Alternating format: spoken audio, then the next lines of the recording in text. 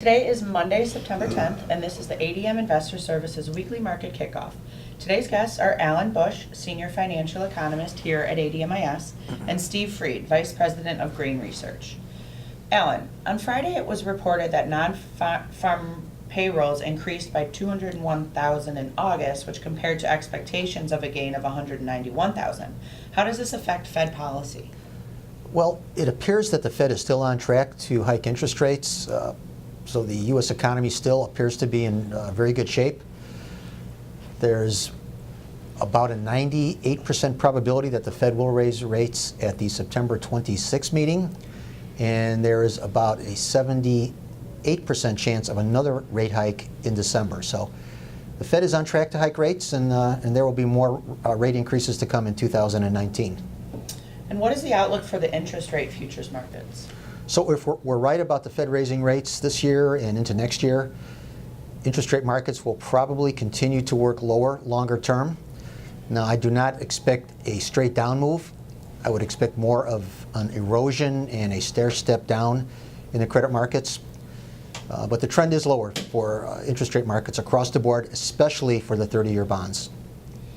And why have stock index futures performed so well in spite of the Fed Reserve continuing to hike interest rates? Well, the Fed has raised rates 7 times since December of 2015, which appears rather ominous. But keep in mind that in the 1980s, the average Fed funds rate was somewhere around 10%. So by historical standards, the Fed funds rate is still very low, and that remains very supportive to stock index futures in spite of the trade situation, which is obviously a negative. I believe it is the interest rate environment that remains supportive that will dominate all other factors and take the indices higher.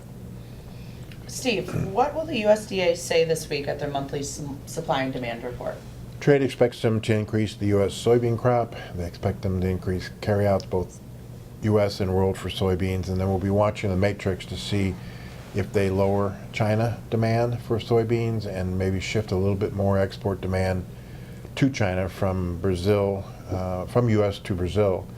On the corn side, it could be just a slight drop in corn carryout, and I don't know if that's going to help futures as we go into harvest. But and the wheat, I think they're slow playing the world wheat matrix. I think they need to lower trade and supply, but I think they will wait until they actually see demand shift from the Black Sea to the United States. And what are the fund's grains net positions in the forecast of the price direction? They're short beans, they're short oil, they're short corn, and they're long meal and wheat. And the wheat long is the one that's probably the most troublesome because we continue to see lower prices, which means they may liquidate out of those positions. Going into harvest, sometimes you'll see them maybe cover some of that short corn position down the road. And beans, they should really continue to add to their short positions because of the higher supply. What is the latest on the U.S. and China trade issue?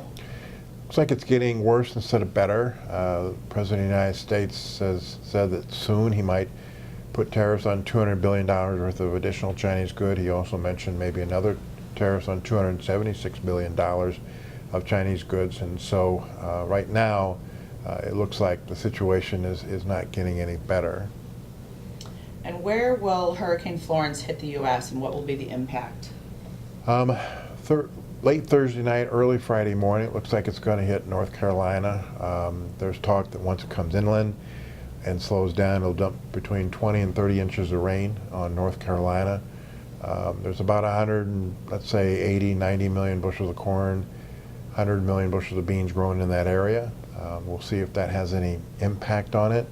But right now, it looks like it could be a Category 3 or Category 4 hitting the North Carolina coast.